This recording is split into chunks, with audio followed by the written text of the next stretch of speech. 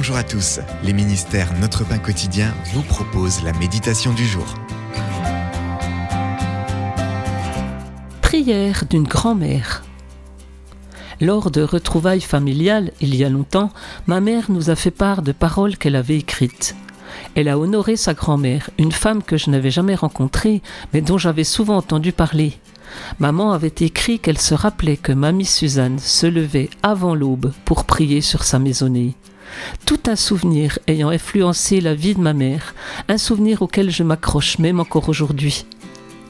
Cette description me rappelle la femme de Proverbes chapitre 31. Elle prenait soin de sa famille de toutes sortes de façons concrètes et se levait alors qu'il faisait encore nuit. Elle avait beaucoup à faire pour s'occuper de sa famille, comme lui fournir à manger, acheter une propriété, planter une vigne, rentabiliser son commerce, coudre des vêtements et bien plus encore. Tout cela pour le bien de ses êtres chers ainsi que du malheureux et du pauvre. À l'époque de la rédaction de Proverbes chapitre 31, contribuer à combler les besoins d'une famille relevait d'un exploit, comme le démontre la longue liste des tâches énumérées dans ce passage.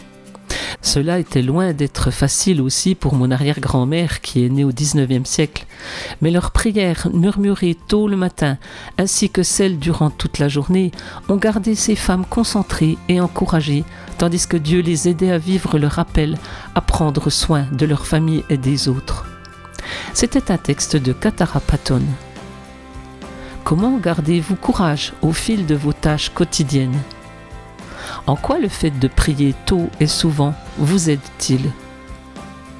Dieu saint, merci pour les hommes et les femmes qui prennent fidèlement soin de leur famille. Aide-moi à en faire autant. Cet encouragement vous a été proposé par les ministères Notre Pain Quotidien.